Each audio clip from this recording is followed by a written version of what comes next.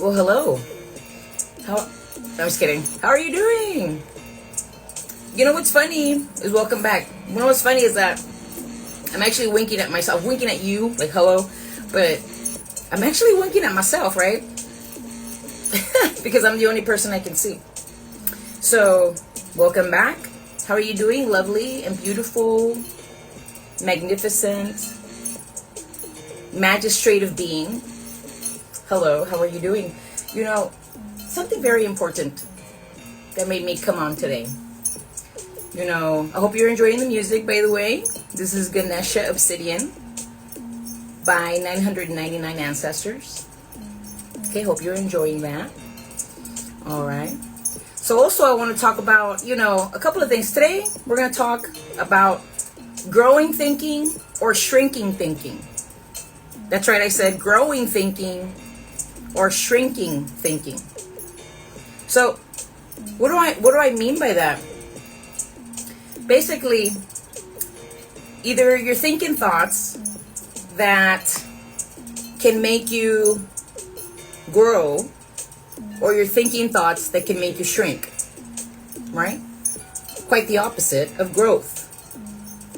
So, basically, let's do a little hair check. So, everybody, you know how I like to do, because we like to pay our libations out to the ancestors while we're growing and sharing and knowing this with all of us.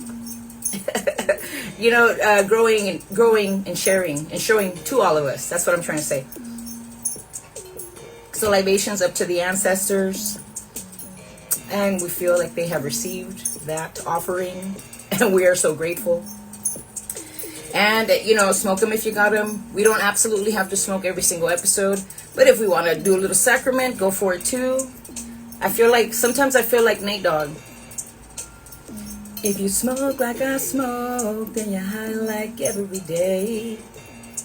Okay, so, so again, working on codependency issues, working on any form of addiction that's coming your way, remember that you're stronger than it.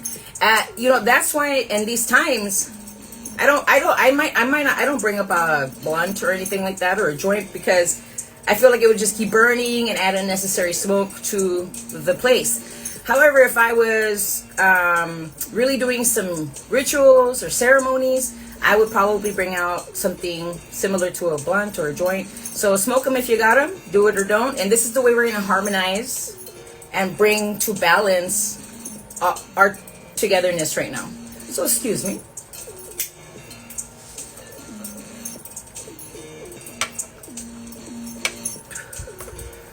All right, guys. I hope you're healed. I hope you are feeling loved today. And like the great Theo Von said, I hope that person who loved you was you, right? Sometimes comedians can be very intense and very prolific.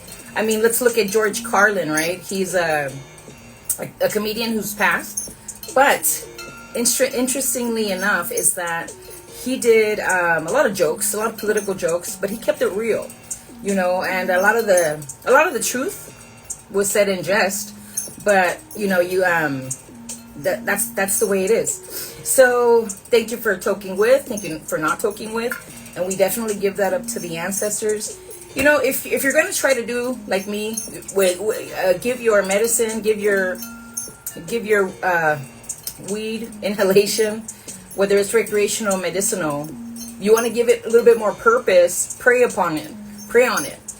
Richly bless everybody that's had a way in bringing the herb to you today, because remember, it takes like it takes like 3 months or so, right, to give you the perfect herb. And so, if it is your medicine or whatever, pray on it, just like I would pray over my pills that I get from the pharmaceutical company. So so yeah, you know what? Sometimes we're gonna do that together, and I'm so glad that you have an open mind. And if you do smoke, that's fine. If you don't get started. Look at me. I have to go off screen to cater to this, but we're giving it to the ancestors. Ancestors, we give you this offering, so that you will know, ancestors, that and Most High God, true and living God, that there are descendants who remember and respect your presence. and we look a little silly maybe, because it's not the normal way to worship and it's not the normal way to praise. But the ancient excuse me, but the ancient wow the ancient Persians, I don't want to say that started it all because I don't think so. I believe in even Göbekli Tepe. I think that's what it's called, somewhere in Turkey. It's like ancient civilization to where it's crazy because it was buried under tons of sand. And when actually archaeologists discovered it, again, they saw so many hieroglyphs and then like symbols and stuff like that, where it looked like human beings, it looked like animals, and then hybrids of animals and human beings. So are we really the most technologically advanced? I don't know, guys, because if our ancestors were able to clone and make half like lions, half human, I feel like they were geniuses, right? We're only stepping on the toes of giants. We're like, that's our ancestors, you know.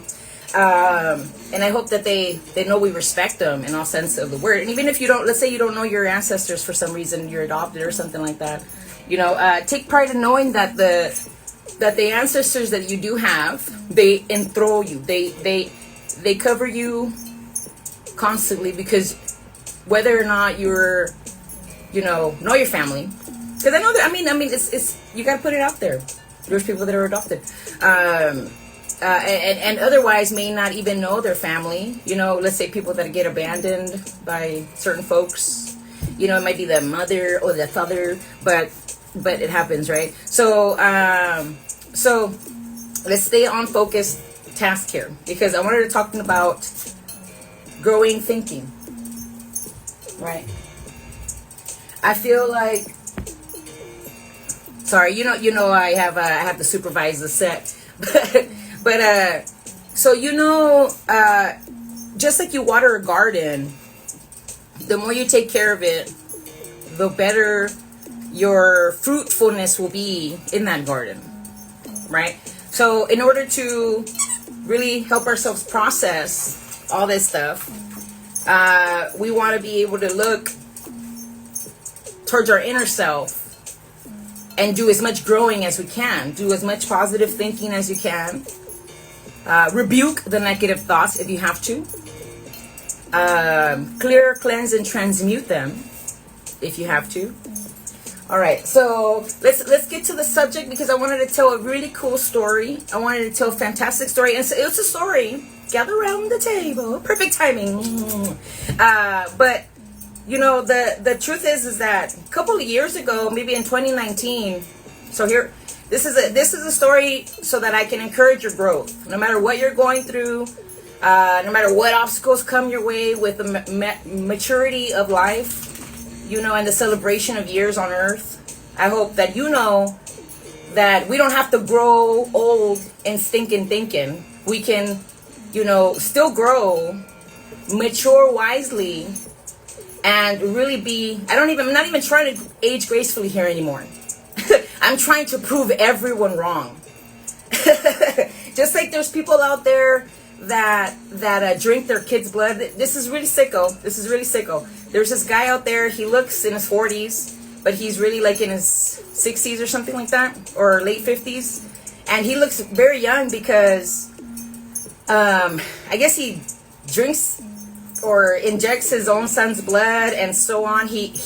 That man gives his blood to his father, and so you got a whole like generation of they're like injecting blood onto, like, what's the youngest guy gonna do? Get it from a baby?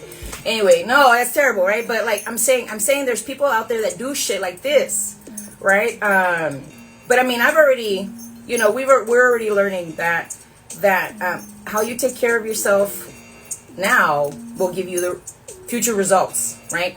So if you slump a lot, if you have, you might end up with the hunchback as an 8-year-old. If you don't walk with your chi, if you don't pick up your feet, if you shuffle along, you might end up with some sort of hip displacement by not using your hips properly and thoroughly. You know what I'm saying? Just like in baseball, they teach you hit the ball and follow through. hit the ball and follow through. We don't lazy walk. We don't improperly run, because that stimulates, right, injuries. So let's get on to the story, guys, because I want you to grow. And if you can, and if for anything you're like, why is she sharing so many of her stories? Because I'm not allowed to share yours, right? So listen. So 2019 comes around, and I'm sitting at the chiropractic office. Welcome. I'm sitting at the chiropractic office, and I'm just getting like, that year, I remember signing up. I was already an employee with the chiropractic office. A lot of you know I do massage therapy, and I've been employed with chiropractors for the majority of that time. And that's been my favorite work, right? I love to work with doctors. So I'm not an employee anymore with chiropractors, right? I still go to them though. So check it out. Back in 2019, I had torn my meniscus. Okay, for those of you not familiar with anatomy, your meniscus is inside of your knee. Inside of your knee, basically it's the little gel, it's like part of the sac that is in the knee. You know, there's like liquid in there, and then there's your joint, and it's pretty cool. It's pretty intense. It's beautiful. If you don't know anatomy, get yourself some anatomy courses. Even the most high profile schools have free courses, and you don't have to pay for nothing. You might not get a degree, but it's still your learning, you know. And even then, take that challenge, whatever age you're at. You know, people go back to school in their 60s. So I will never be ashamed, you know, until I'm 61. No, I'm kidding. Never will be ashamed. If I want to learn, I'm going to keep learning. If I'm 99 years old and I feel like learning, I'm going to learn. And I hope you do too. So let's get to the story. So that year, 2019, I tore basically my knee, right? And I had to sit it out for a while. I asked for advice from here, from there, from everywhere. And how do I fix myself? How do I help myself? How do I not be an old lady with a limp? Shall I make it till I'm 90 or so, or any mature age? I don't want to be a lady with a limp. So I'm talking to my chiropractor. I'm talking to my personal trainer, who's not really my personal trainer anymore, but I had developed a friendship with him that I could give him a text, and he would give me advice. And so he told me a lot of stuff. He's like, eat this, eat that. The chiropractor was like, come twice a week if you can at the least. And that's why I encourage everyone to get into chiropractic care. Get into chiropractic care. See the doctor at least once a month. If you can, see them at least once a week. And let's say you, if you're catering an injury, or if you've got something the matter with you, go to a chiropractor twice a week for like 6 months, and you're going to see a complete and drastic change in your body, in your pain levels, and all that, right? So, okay, so back to the story. So I'm sitting there just kind of bummed out because all I could really do was yoga on the floor. I couldn't really stand for more than 15 minutes. My knee would get so big, and I would have to sit down because it was quite painful. So as I'm sitting there doing recovery yoga, or just on the floor, I would just do floor things, ab work, because someone in my investigation, someone told me, so you got weak knees, that means you have weak abs. That means you have a weak abdomen. And I said, wow, that's probably very true, because from jumping, I was just jumping and I hurt my knee. So I knew I had to make my abdomen very strong. So if you, I don't know, it's crazy, right? So I didn't really tell anybody when I discovered this little thing here. It's not my knee. So I do my knee. I'm learning. I'm doing my yoga stuff on the floor, just like ab work, knee recovery stuff. You know, nothing standing, really, all ab work. That's how I know you can lose like 50 pounds with yoga, and just all you have to do is floor stuff, and you could still like lose a ton of weight. So this is part of the story though, right? The losing of the weight. Because at that point I was like the heaviest I'd ever been. And, you know, shout out to Oprah, but some people are just like Oprah. We go up, we go down, we go up, we go down. And eventually we learn and we stay at a good, healthy weight. So I'm sitting there, a biggin, all big backy. And so what, right? Love yourself regardless. But I'm sitting there because I really can't do much, right? So that when I'm not like, I gave myself a religious like stretching routine that was basically yoga that I knew and stuff like that. And I actually picked up a DVD called Squeezing the Issues Out of Your Tissues. It's an addiction recovery yoga program that's on DVD. And maybe a lot of us don't have DVDs anymore, but I still do. And then all this stuff is easily accessible on YouTube, online. You can probably find all this stuff. So anyway, and one of these times, but in the very beginning of the injury, I got an x-ray at the chiropractor's office. Now, if you go to a chiropractor's office and they never x-ray you, you need to find another doctor's office. Because you need someone to see what's actually going on internally. We're not magicians. I cannot see through your body. Do you understand what I'm saying? Like, I don't think they're being thorough if they don't check you with an x-ray.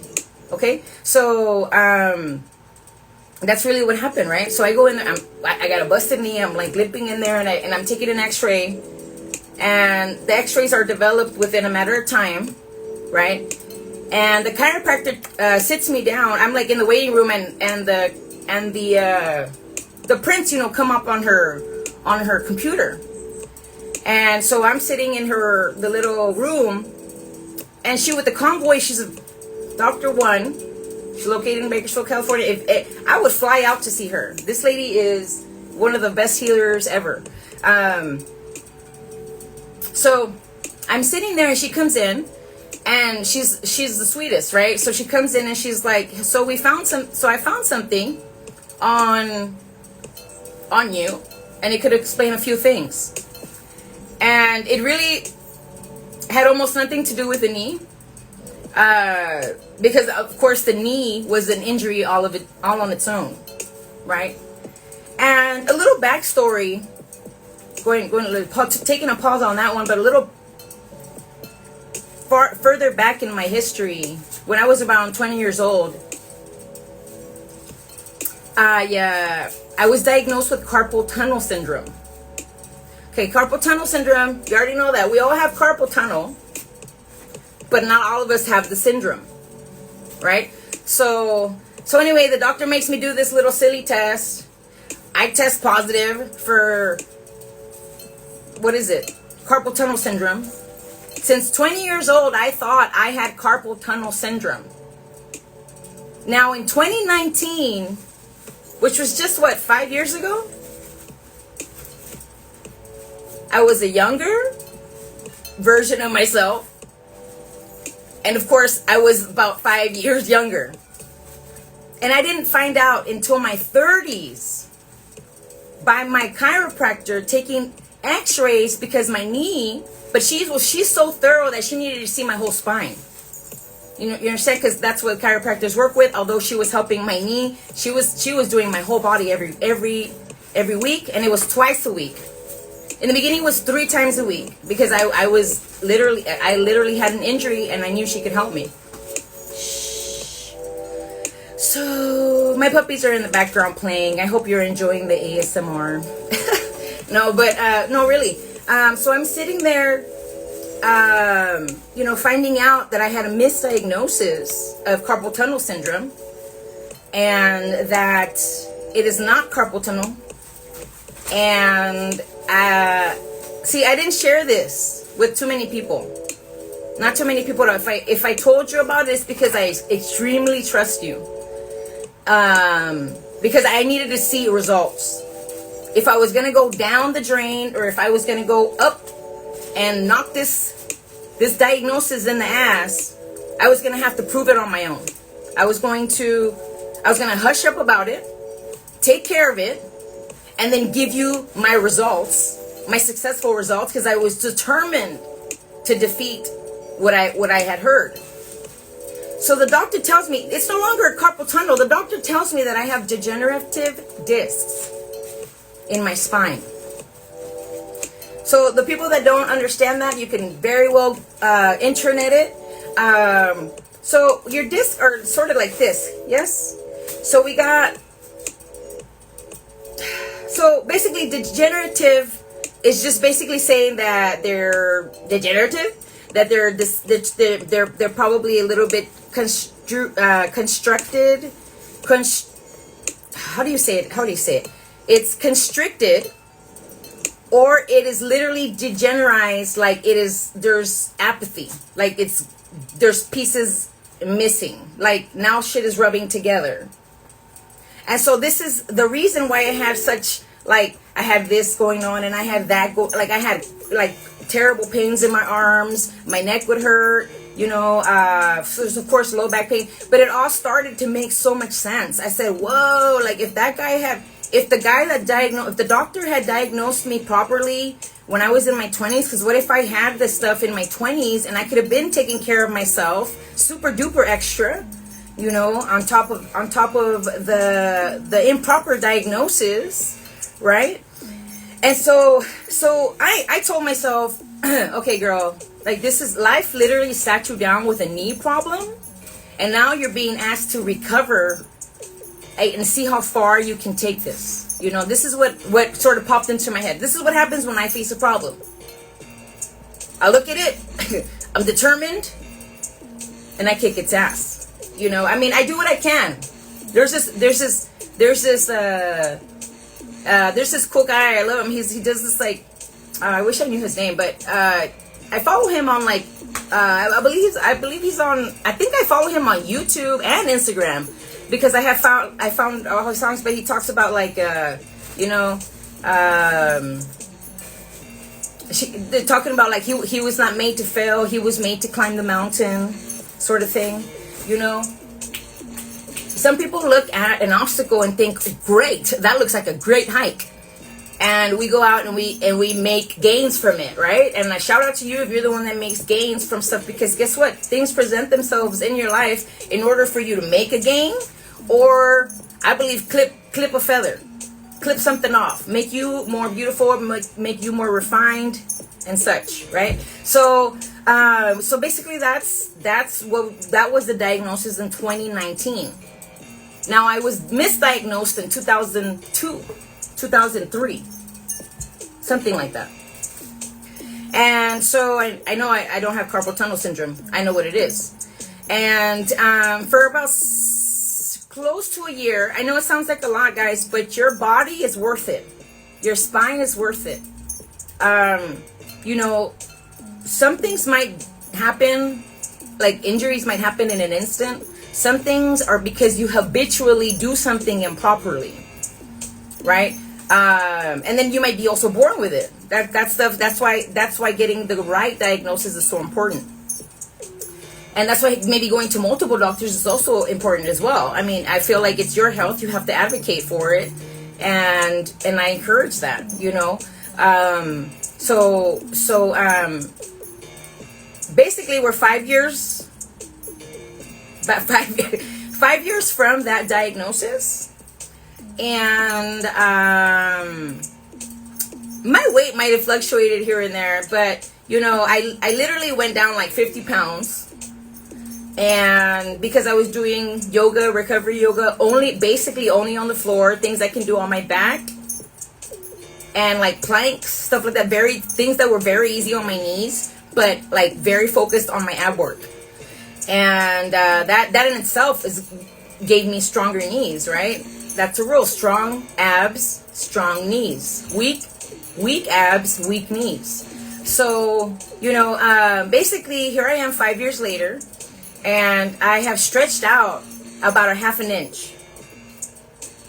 So I know a lot of people probably, I mean, a lot of you do know me, you know I'm a shorty pop, and that's okay.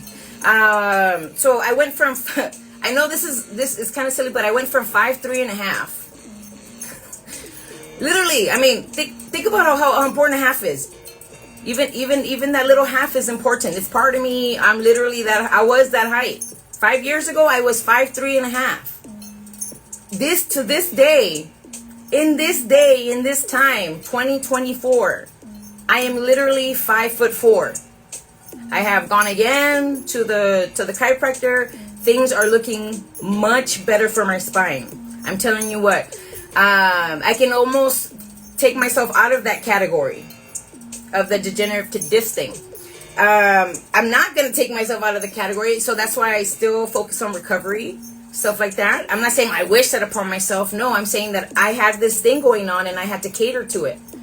And had I not catered to it, I know people with degenerative disc that don't take care of themselves. Remember, I'm a body worker for, this is my now 19th year. Every June, I celebrate another year, right? So I've seen people decline when they hear a diagnosis like that. And I'm here to tell you that no diagnosis can frame you, you know, into a bad life. It doesn't like dictate what goes. You know what I'm saying? Like, it's just pointing out the problem, and then all you have to do is make sure you focus on it, but not in a stinking way. Don't shrink your mind by getting into the negative mindset. Like, grow positive from this. Do something about it, like I did, right? And you know, it might not. I'm telling you, the chiropractor appointments are fun because they're always nice. They always feel good, you know, and at the same time I was really helping myself out. So, I mean, come on, like, who in their 30s has stretched out a half an inch? If I stretch out another half an inch in the next 5 years, I'm going to let you know. I'm 100 gonna let you know. I'm gonna let you know. But guys, that's the story that I wanted to share today, and I'm so glad you were here for your own growing, because I believe whenever you learn something, you're growing, right? Whether when you're going to the gym, it hurts, but it's making you strong. When you're learning, you might feel dumb because you don't know that new material, but you're literally making yourself more intelligent. Congratulations. All right, guys. The whole point is that remember, it's not It's not Thirsty Thursday. It's whatever you want it to be Thursday, guys. Don't do what they're doing. They're going out of style, like big time. And just do what you need to do. You know what I'm saying? Just do what you need to do. If it's get into those books, those videos, those classes, whatever. I hope I'm encouraging you to do something else. You know what I mean? And I already know you're rocking it out there, but like, is there anything else you'd like to do on earth? There was a pastor, a minister, and I'm gonna wrap this up almost pretty soon. So thank you for being here. But there was this pastor, and she was talking about like, and it made me, you already know it made me cry. So I'm sitting there and I'm like listening, and I'm sad because she's right.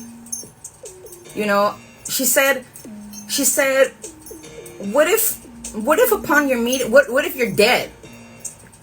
What if you die? And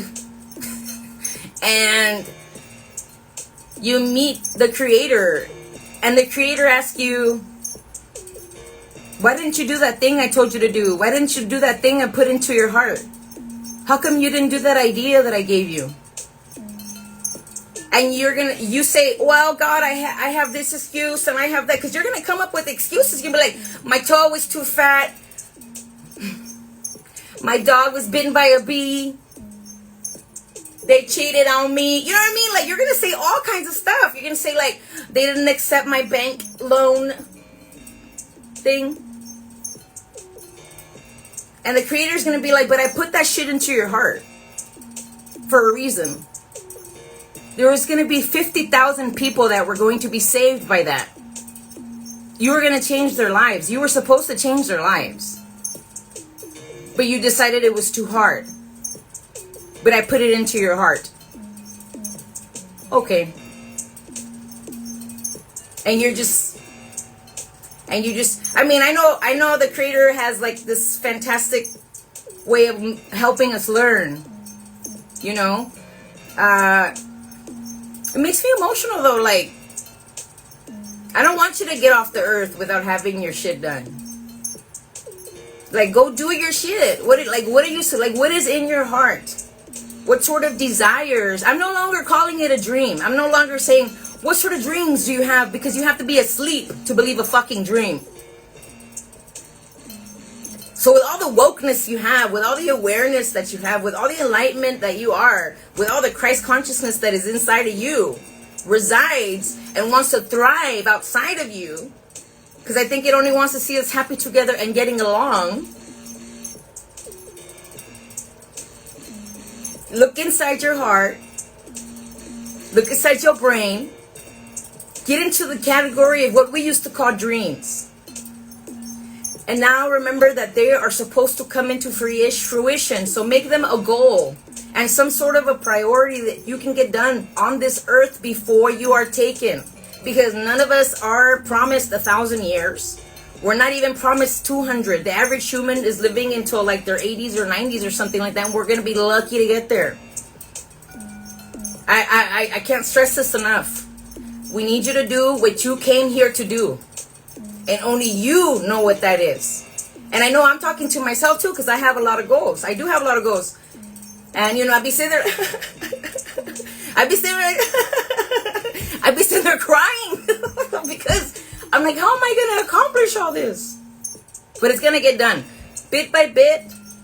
How do we eat a whale? Bit by bit. Okay? We don't swallow it whole and choke ourselves and die on it.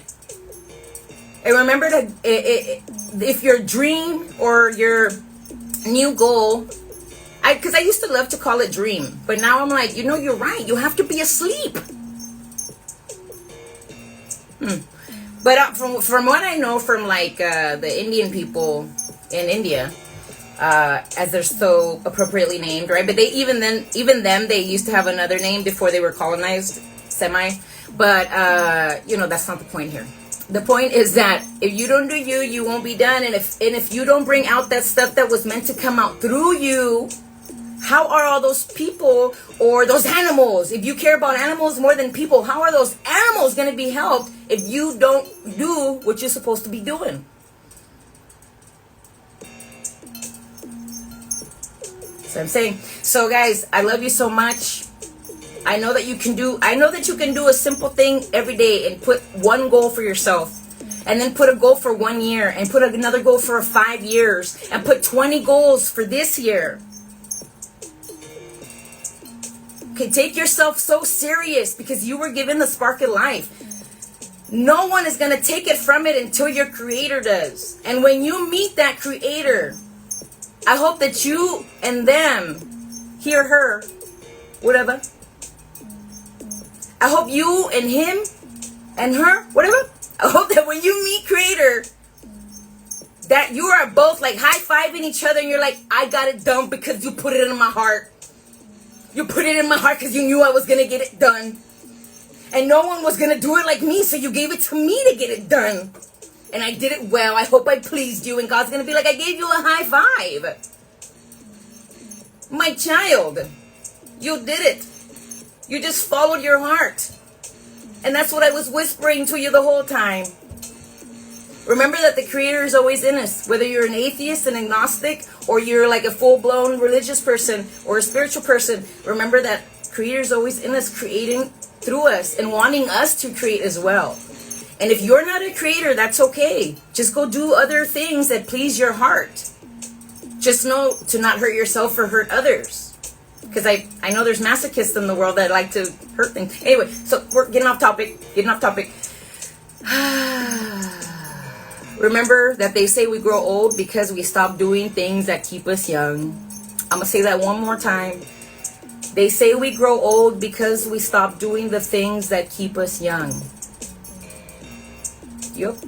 So I hope that in your ride, you remember that you're sharing this experience with us.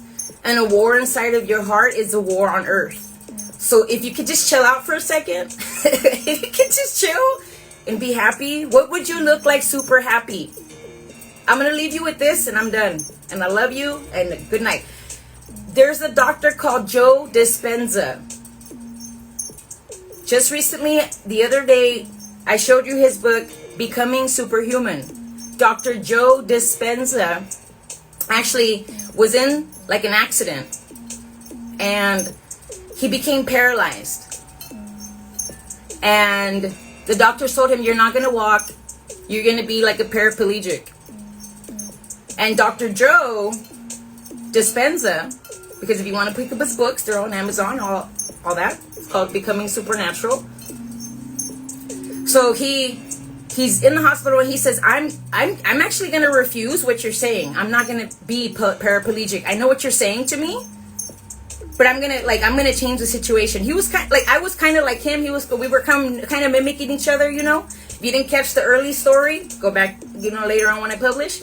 And, you know, it's just because I'm trying to help you do you, you know, but at the same time, there's a lot of helpers on this planet to help our bodies, help our minds, help our emotional state and our spiritual state.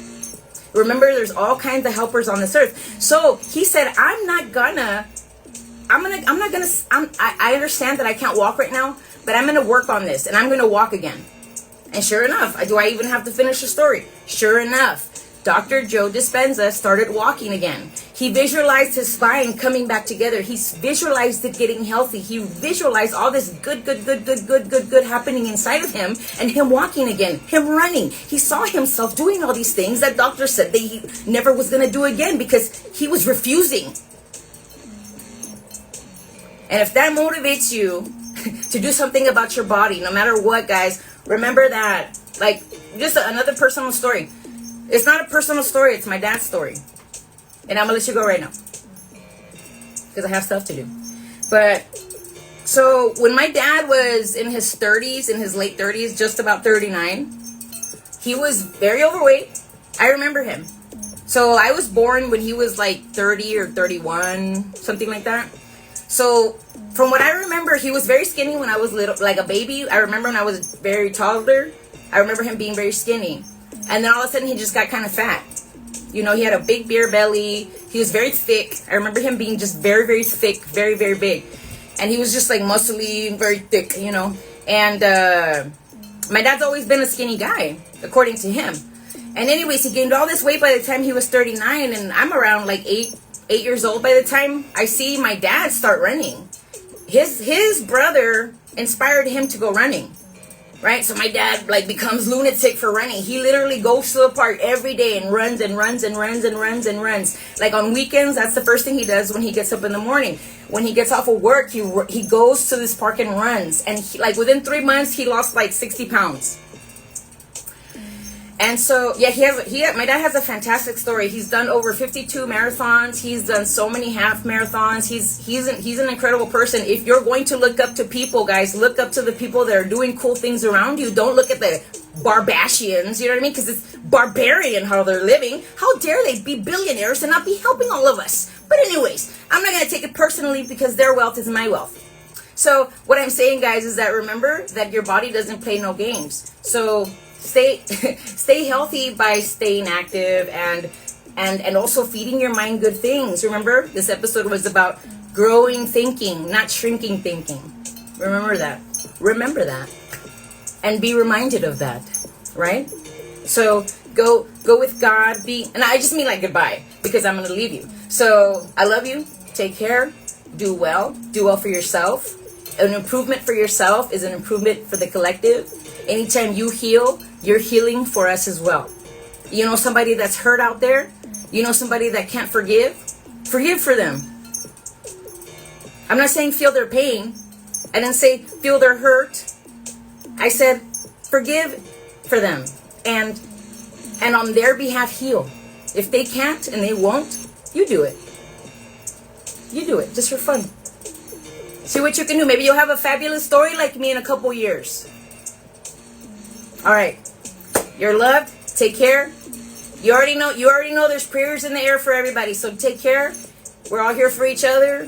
Remember to be friends and be kind. All right. You're loved. Goodbye.